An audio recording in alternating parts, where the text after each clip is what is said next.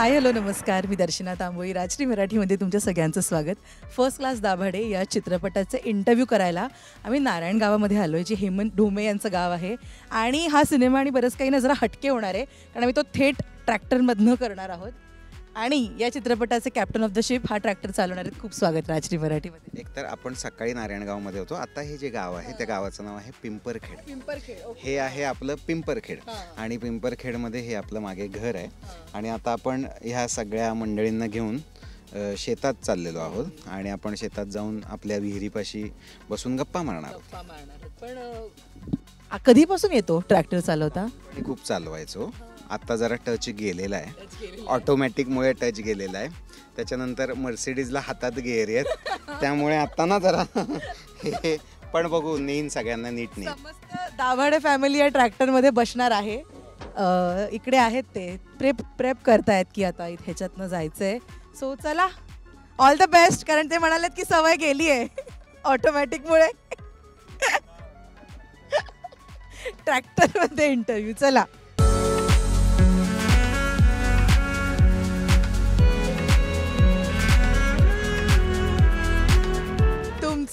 तुमचे captain of the ship first class Dabhade या चित्रपटाचे हा ट्रॅक्टर व्यवस्थित चालवतील यावर किती विश्वास आहे?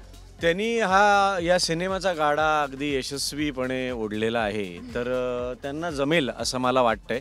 आणि त्यांना आम्ही आधीपासून ओळखतो, कॉलेजच्या दिवसांपासून त्यांना हे जमतं हे सगळं. म्हणजे ते या मातीतलेच आहेत, त्यामुळे या मातीतला सिनेमा त्यांनी बनवलेला आहे. आणि ॲक्टर्सना एवढं छान हाताळतात, तर ट्रॅक्टर तर काय चीज आहे. क्या बात आहे. वाह, ते स्वतः एक मानवी बैल आहेत. त्यामुळे त्यांना हे व्यवस्थित जमणार आहे. हसून बघतायत बघा आत्ता आमच्याकडे. पाटील काय, पाटील जमणार आहे का? हा, जायचं का? महिला मंडळ. काय भीती वगैरे वाटते काय? मला खूप भीती वाटते, कारण त्यांना मी रिव्हर्स घेताना बघितलंय ट्रॅक्टर, त्याच्यामुळे सगळ्यात जास्त भीती इथे मला आहे. त्यांना माघार घेता येत नाही, म्हणून हा प्रॉब्लेम आहे. लक्षात घे, एकदा त्यांनी ठरवलं चांगला सिनेमा बनवायचा की ते माघार घेत नाहीत. म्हणून आता तू सरळ बघ कसे जातात ते. आणि क्षितिताई एकदम कम्फर्टेबल होऊन बसले, कारण तिला माहिती आहे हे बेस्टच, म्हणजे हा प्रवास सुंदरच आहे पुढचा. नाही नाही, मी कम्फर्टेबल होऊन का बसले, हेमंत चालवतोय म्हणून नाही. हे आमचे परमेश्वर दादा बसलेत ना मागे, त्यांच्यावर माझा विश्वास आहे की ते पोहोचवते. हेमंत ट्रॅक्टर चालवतोय नीट, ह्याच्यावर फार माझा नाही आहे विश्वास. हा बस, म्हणून आहे हेमंतनी नीट चालवावं. हेमंत चालव रे, सिनेमा व्हायचा आहे रे रिलीज अजून.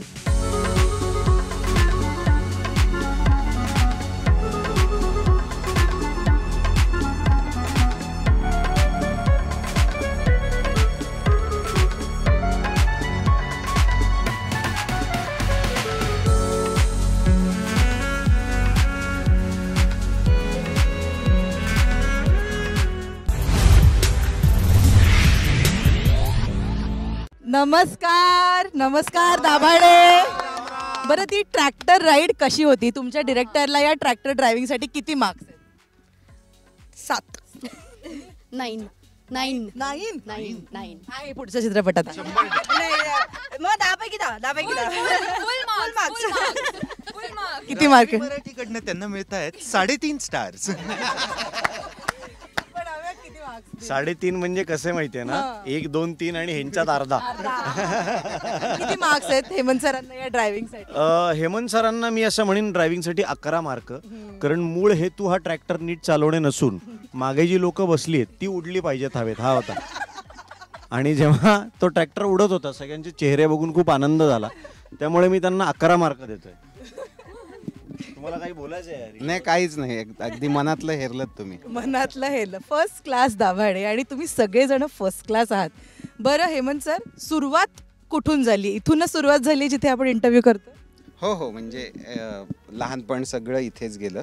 ही पूर्वी मोटेची विहीर होती. म्हणजे मोटेची विहीर म्हणजे मोठे म्हणजे सचिन मोठे वगैरे नाही, मोठ्याची म्हणजे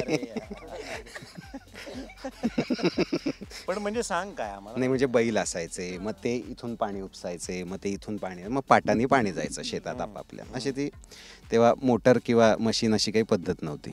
पण ह्या विहिरीच्या खूप आठवणी आहेत. तर ही विहीर जी आहे त्याला 12 महिने पाणी असतं आपल्या.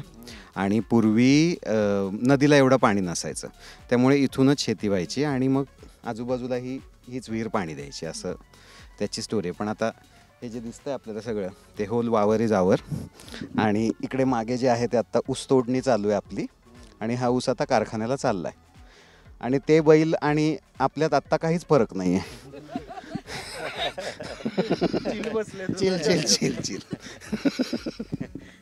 ऐक पण मी चित्रपट पाहिलाय सो मस्त आहे ही कॉन्सेप्ट. ती भावंड, ती फॅमिली सगळं छान आहे. जे प्रेक्षक बघतील 24 तारखेला मला सगळ्यांकडनं ऐकायला आवडेल जेव्हा तुम्ही पहिल्यांदा ही स्क्रिप्ट ऐकली किंवा असा चित्रपट आहे बाबा फर्स्ट क्लास दाभाडे, सगळ्यात पहिले काय त्या चित्रपटाबद्दल किंवा त्या स्क्रिप्टबद्दल सगळ्यात पहिला प्रश्न काय पडला?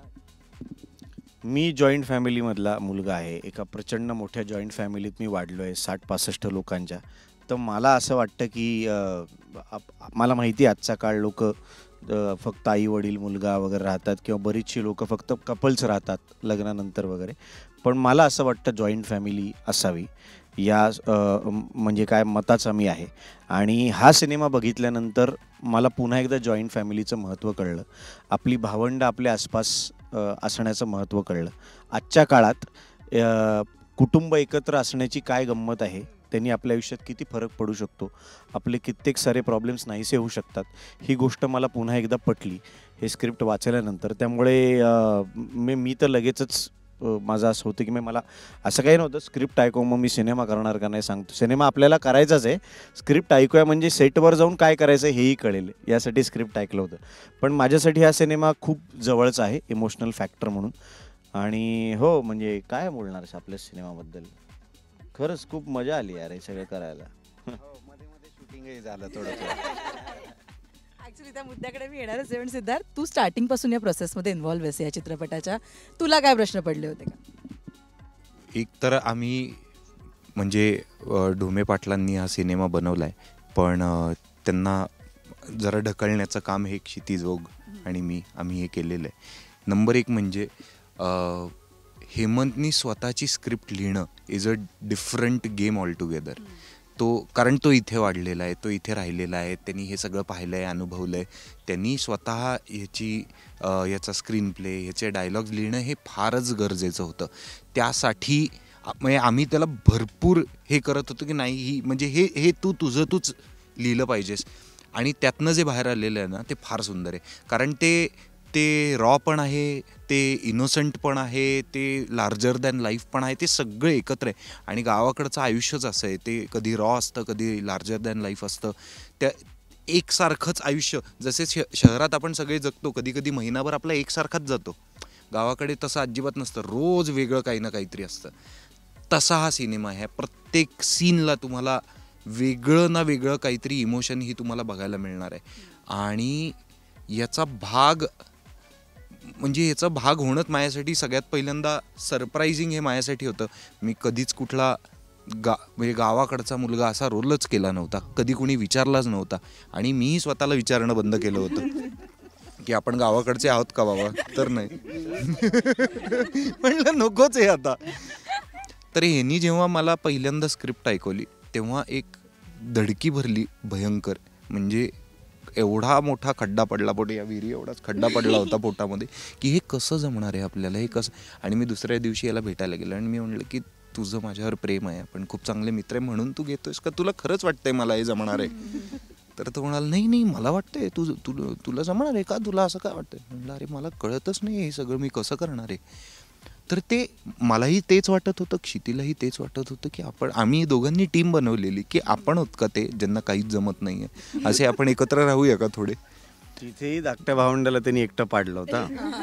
तुला नाही विचारलं. कारण याला सगळे येतं, आपोआप येतं, हा असं सांगतो. पण मग राग काय माझा एवढा. पण ती रागात बोलते मोठी बहीण.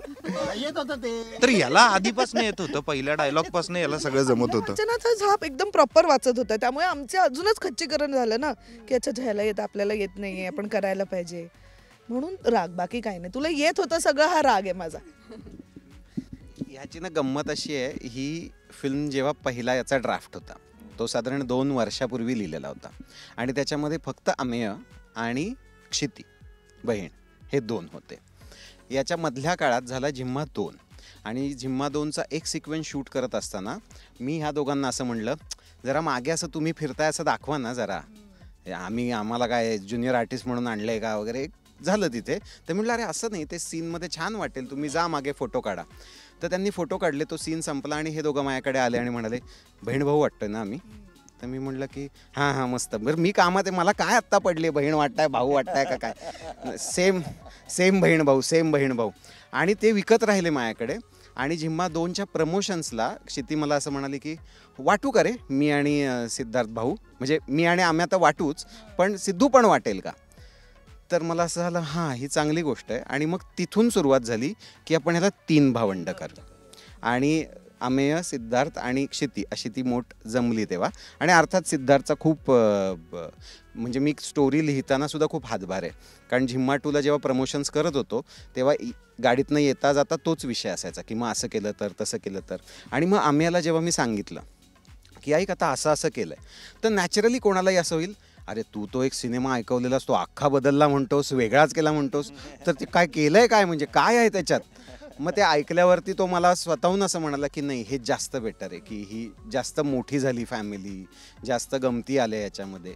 आणि मग अर्थात ही सगळी बाकीची मंडळी पण जोडली गेलीच, पण त्याची सुरुवात ही अशी झाली या सिनेमाची. राजसी तू नवीन आहेस या क्लबमध्ये, हो. सो परत सांग एकदा मला रोज आरशात हे सांगितलं पाहिजे. राजसी तू या क्लबमध्ये नवीन आहेस. मला आता फ्लॅशबॅक झाला, ती जे आम्हाला म्हणते ते तू आता तिला म्हणालीस. असं का म्हणतायत पण सगळे. ते खूप प्रेमाने खिचत असतात माझी, पण प्रेमाने खेचत असते. प्रेम असं वाटेल अगदी soft. प्रेम फार सोजवळ असं खूप मी ठीक आहे मी तर बघ कितकी काळजी घेतात, खूपच गोड आहेत. आणि ही कास्ट आणि एवढी चांगली स्क्रिप्ट ह्या फिल्मचा मला भाग होता येईल असा मला असा विश्वासही नव्हता जेव्हा मी ऑडिशन दिली किंवा हे वर्कआउट होईल.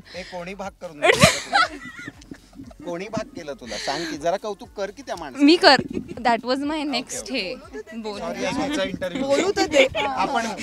सॉरी हा तू सो याचं सगळं श्रेय जातं अमेयाला. अरे यार 1 by 1 श्रेय जायचं म्हणजे मला ह्यांनी काहीच नाही, प्रोड्युसर ह्यांनी काही केलं नाही का काय. अरे नाही अमे, आता मी तुझं कौतुक करते तेही तुला खुपतंय. ऐक ना, मनसोक्त ऐकून घे, मी तुझं कौतुक करतेय. हे पाप माझ्या माथी. अमे भर इंटरव्ह्यू मध्ये एकदा असं म्हणाला होता, हो चुका होता, तुझं कास्टिंग कसं झालंय तसं. मला हे पाप माझ्या माती नकोय म्हणाला तो. आणि आता तोच म्हणतोय काय 2 सिनेमे हीच आहे, प्रमोशनला काय करायचं हिचं.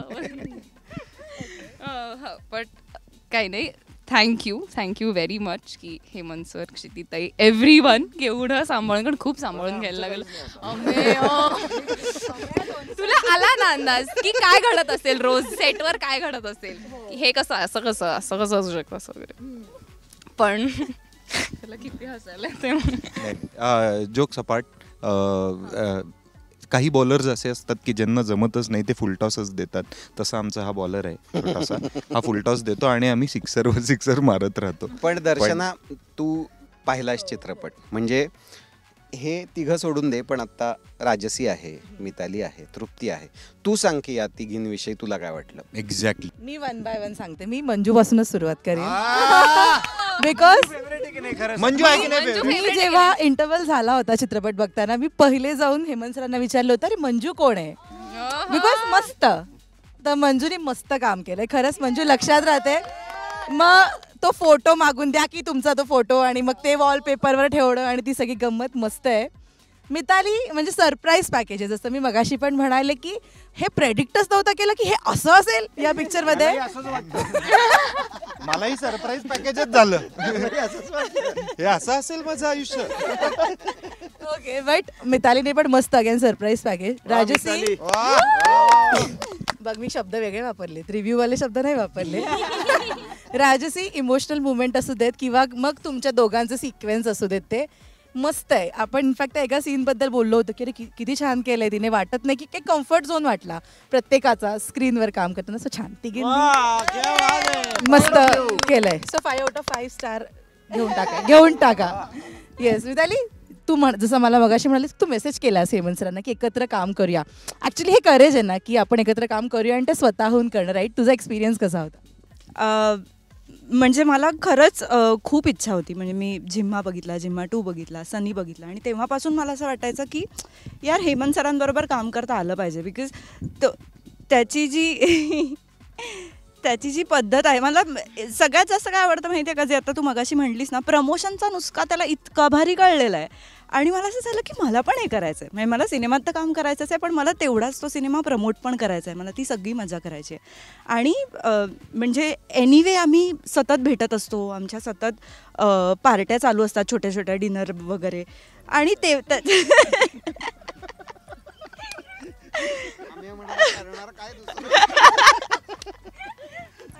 आमचं एक सततच भेटणं चालू असतं आणि तेव्हाच आम्ही एवढी मजा करायचो. तर आय ऑलवेज वंडर्ड की हे सेटवर कसं असेल, सेटवर किती मजा असेल किंवा सेटवर किती आरडाओरडा असेल. पण माझ्या नशिबाने तो माझ्यापाशी आला नाही काहीच. बाकी कोणाकोणाला मिळाला, तुम्ही घेतला. राजसीला ओरडा बसलाय म्हणजे सगळ्यांच्या पिस्तूल अशा करून घेतल्या स्वतःवर. पण जसं भैया म्हणाला मगाशी की मजा खूप केली, त्याच्यातून मध्ये मध्ये सिनेमा पण शूट केला आम्ही. ओके. तृप्ती, तुझ्यासाठी कशी सुरुवात झाली या चित्रपटाची? मज्जा.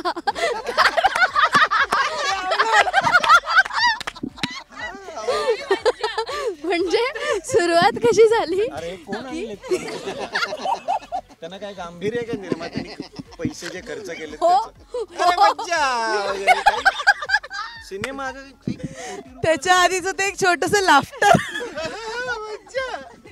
नाही काय झालं होतं की की सर आमच्याकडे एका प्रमोशनसाठी आले होते, एका सिनेमाच्या, सरांचा सिनेमा सातारचा सलमान. तर त्यावेळी आम्ही असंच बोलता बोललो की सर झिम्मा 2च्या प्रमोशनला पण यायचं बरं का, नाहीतर तुमच्या तिसऱ्या सिनेमात मीच असेल. आणि ते झालं.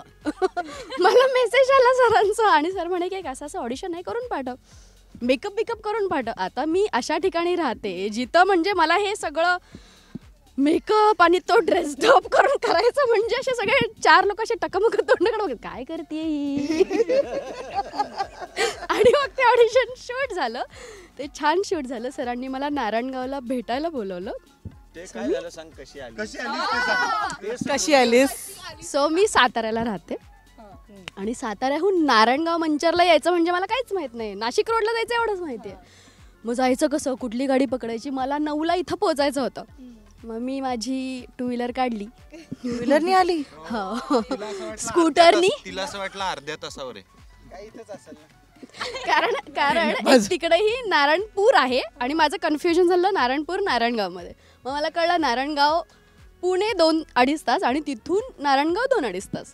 मग मी मस्त स्कूटरवर हेल्मेट टाकून आल्या बाईकवर आले. नंतर इकडे येऊन ऑडिशन द्यायचं ते उरलं होतं का थोडंसं एनर्जी? नाही, ते बघूनच सगळ्या सरांनी मला सिलेक्ट केलं. 2 व्हीलरवर देऊयात आता कावीला. वा. क्षितिपाणी, मोठी बहीण कशी आहे? एकदा बोल ना जरा गप्रे. खड्ड्यांचं म्हणून खड्ड्यात माझ्या मनात आहे, कारण ते सारखी काय ग किरकिर लावली. ए ओके काय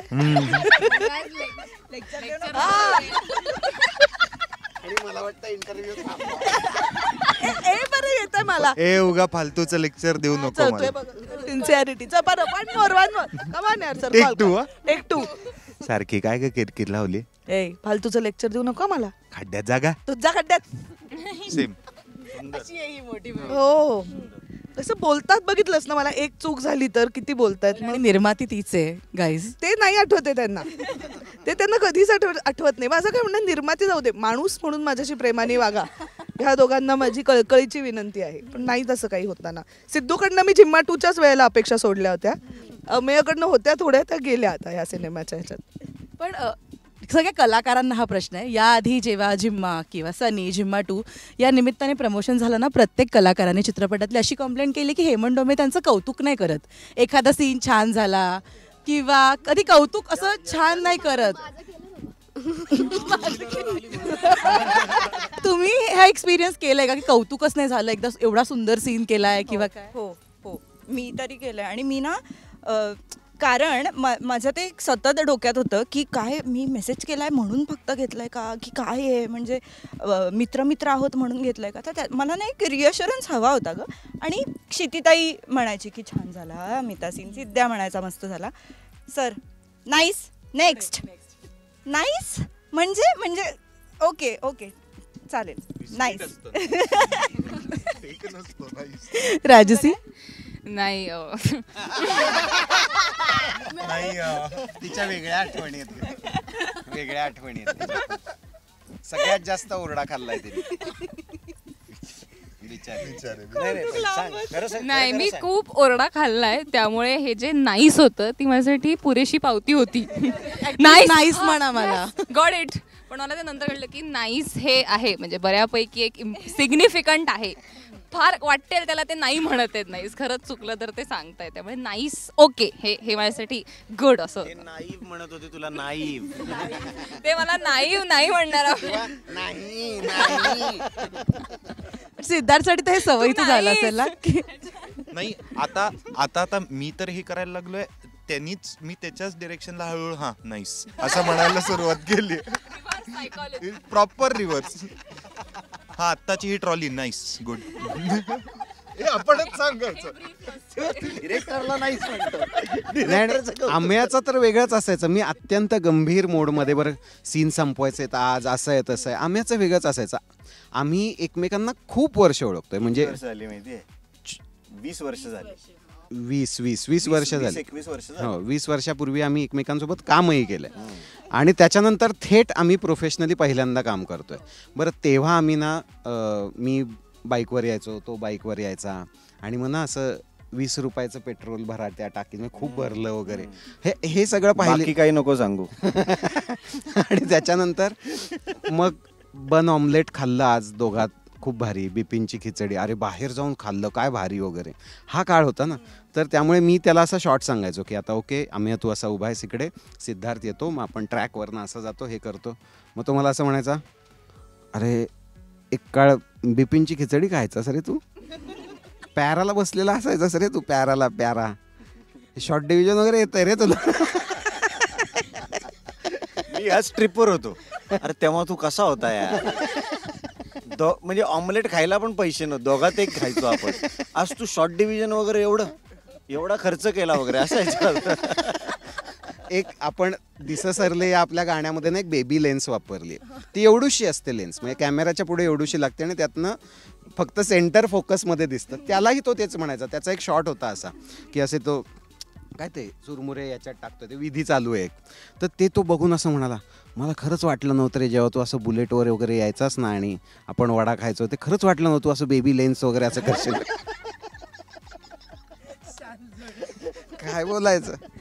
नाही, आम्ही एकमेकांना अशा काळापासून ओळखतो. असा एक काळ घालवला आयुष्यातला की तो काळ परत नाही येऊ शकत. म्हणजे त्या काळी तुम्ही जे एकमेकांचं खरं रूप बघितलेलं असतं, मनात तेच असतं कायम. आणि मुद्दा हा आहे की अभिमान वाटतो. जरी तो माझा मित्र असला, या सिनेमाचा दिग्दर्शक असला, तरी I think is come a long way. म्हणजे ज्या प्रकारे आम्ही नाटक करायचो, जसे दिवस एकत्र घालवलेत, त्या सगळ्यातनं येऊन स्वतः सिनेमा प्रोड्यूस करणं, त्याची पूर्ण जबाबदारी स्वतःच्या खांद्यावर घेणं, अशा प्रकारे दिग्दर्शन करणं, तर हे मला कौतुकच वाटतं त्या गोष्टीचं. आणि भावंडांची हे 3 भावंड आहेत. मला सांगा, सगळ्यात लहान, त्याची एक छोटीशी सवय आहे, तो बोलता बोलता स्टॅमर करतो, राईट. आम्ही कसं हे कॅरेक्टर स्क्रीनवर प्ले करणं आणि तो हे त्याचंच contribution. By the way script त्यांनी 2दा ऐकल्यानंतर तो असं म्हणाला की मला काहीतरी हवंय त्या कॅरेक्टरला. आणि 2 दिवसांनी त्यांनीच मला फोन करून सांगितलं, मला असं वाटतं की जर स्टॅमर खूप चांगल्या, म्हणजे कॉमेडी नाही वाटलं पाहिजे ते की आता स्टॅमरिंग म्हणजे बघा विनोद होतोय, असं न करताना त्याचं ते आपण आणू शकतो इमोशनली, पण त्याला खूप फायदा होईल. आणि मी त्याला लगेच म्हटलं फक्त आपण मार्क करू कुठे कुठे करायचं, कारण ते आपल्याला विनोद म्हणून नाही वापरायचं. येस. ते कसं होतं स्क्रीनवर प्ले करणं? ते म्हणजे ते पात्र स्टॅमर होण्याच्या मागे ते असं गिमिक म्हणून नव्हतं वापरायचं. ते खूप खरं वाटलं पाहिजे, जेन्युइन वाटलं पाहिजे. त्या गोष्टीची थट्टा मस्करी कुठेही करायची नव्हती.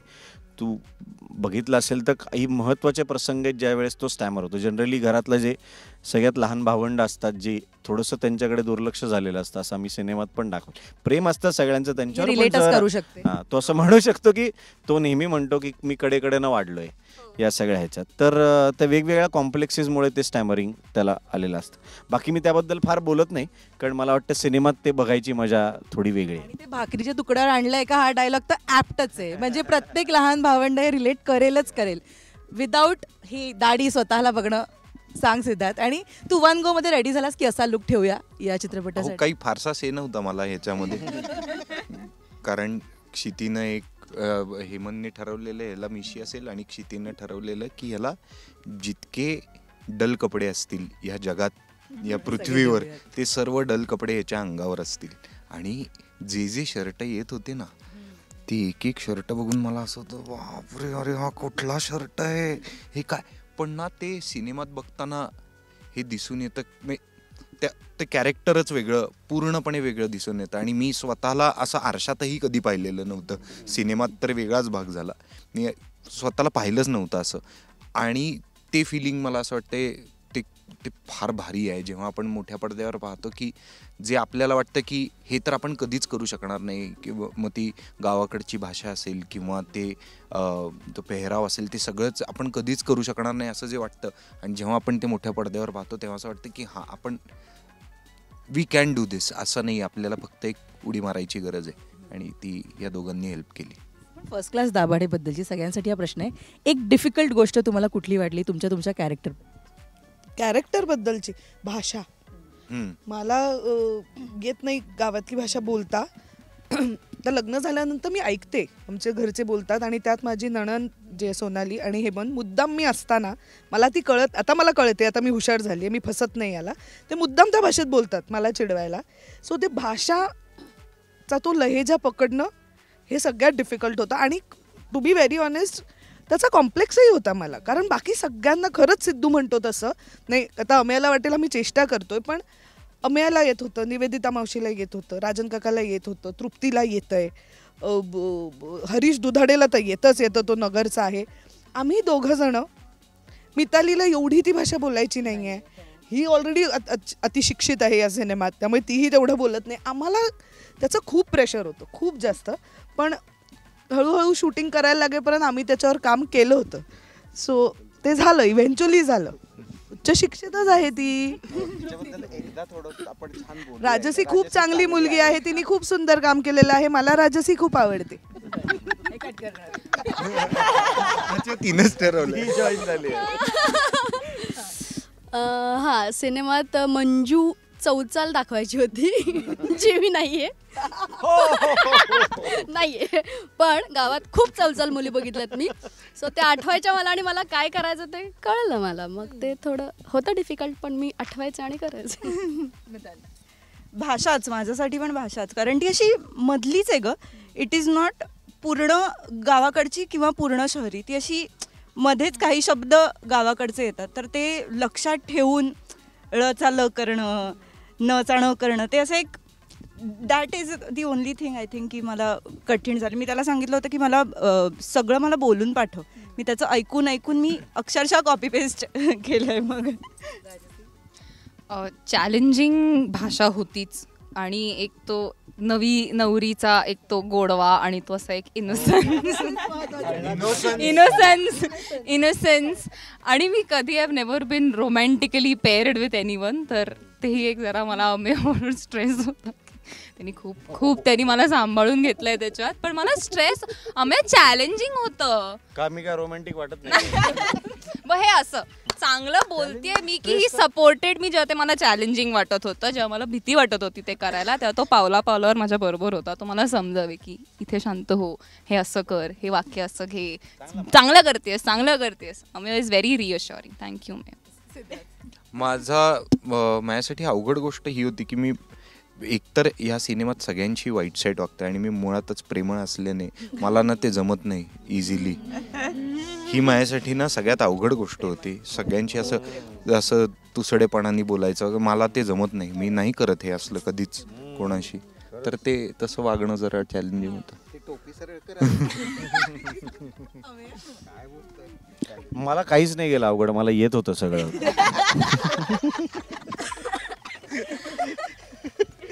पण असं काही खरंच अवघड नाही गेलं. म्हणजे आपण दरवेळेस असं एक प्रत्येक सिनेमाच्या वेळेस का असं अवघड जाईल सगळ्यांचं सगळं. आपल्याला अभिनय येतो म्हणून आपण अभिनेते झालो ना. मला नाही अवघड गेलं. मला घाम बीम यायचा थोडा, लग्नाचे कपडे सतत घालायला लागायचे, असं वाटायचं की 1.5 महिना माझं लग्न चालू होतं असं मला वाटलं. तेवढं एकच फक्त अवघड की मला असं वाटतं त्या काळात जगच अवघड गेलं होतं. बाकी असं कामाचं एवढं नाही प्रेशर आलं. कॅप्टन ऑफ द शिप म्हणजे एवढ्यांना घेऊन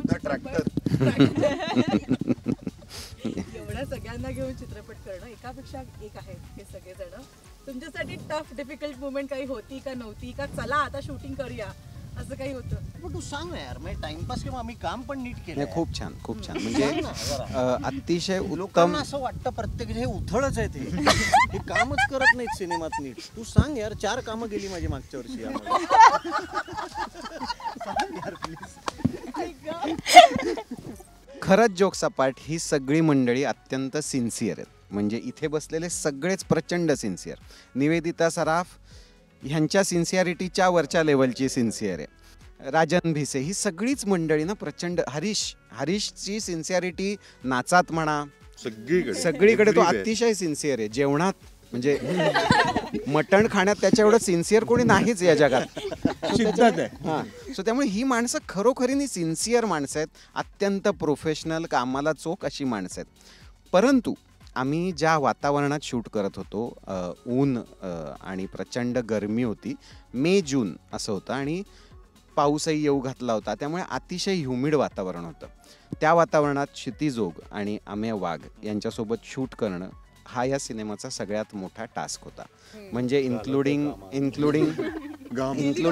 माय assistants to my DOP, every one was like जरा लाईट पंप केला तर चालेल का? नको रे नको, ते परत ना घाम जाईल, मग ते परत घ्यायचा का टेक वगैरे, ते नको. ते सगळं हे वातावरण आत्ता सेटवर नको. लाईट सावली बघा, शक्यतो झाडाखाली करा तो आणि चला आता पटकन. हे एवढं एकच मला टास्क. मी खरं सांगतो, प्रामाणिकपणे सांगतो, आज या ठिकाणी मला काही काय सांगू. काहीतरी चॅलेंजेस पाहिजेत ना, पुढे जायला मदत होते. अरे लक्षात घे, 2च कलाकारांनी सिनेमासाठी घाम गाळला आहे. खरंय. पण आहे पुरतं शेताला अजूनही.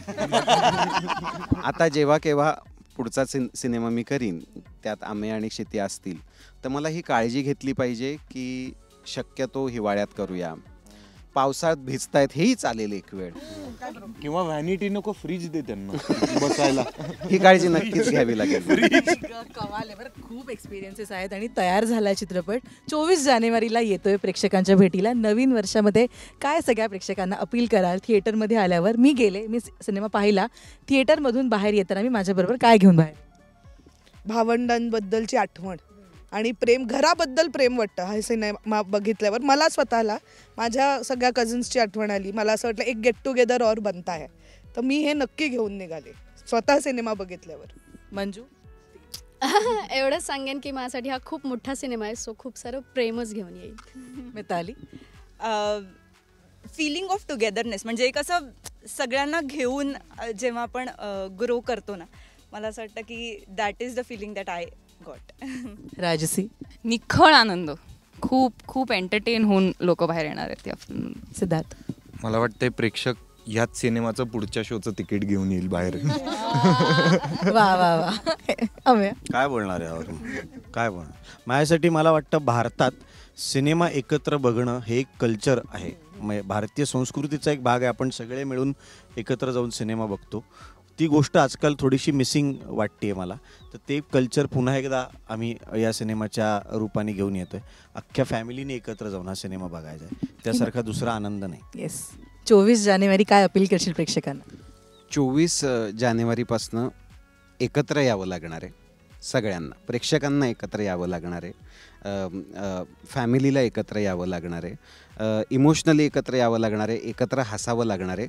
आणि हे सगळं एकत्र करण्याची मजा वेगळी आहे. मी एकट्याने चित्रपट पाहिला यापेक्षा मी गँगनी चित्रपट पाहिला आणि मग त्याच्यानंतर आपली डिस्कशन्स असतात बघ, मला ते आवडलं, मला हे नाही आवडलं, ह्याची मजाच वेगळी आहे. म्हणजे 2 जणांनी बसून बघणे आणि 10-12 जण आलो होतो, 20 जण आलो होतो. म्हणजे आत्ता जसं आपण ट्रॅक्टरमध्ये बसून आलो, तसं मला खात्री आहे की प्रेक्षक 24 तारखेनंतर ट्रॅक्टर भरून भरून येतील. ते खूप कमाल. थँक्यू. जे राजश्रीनं स्वतः करून ठेवलेलं आहे, सिनेमा एकत्र पाहणे, मग तो हम आपके कौन असेल किंवा हम साथ साथ हे असेल, असंच चलचित्रसुद्धा करणार आहे. प्रत्येक सिनेमा एकत्र येऊन पाहायला पाहिजे आणि फॅमिलीसोबत पाहायला पाहिजे. Thank you guys, thank you so much आणि खूप शुभेच्छा संपूर्ण टीमला. All the best. भेटूया आपण सक्सेस पार्टीला चित्रपटाच्या. All the best.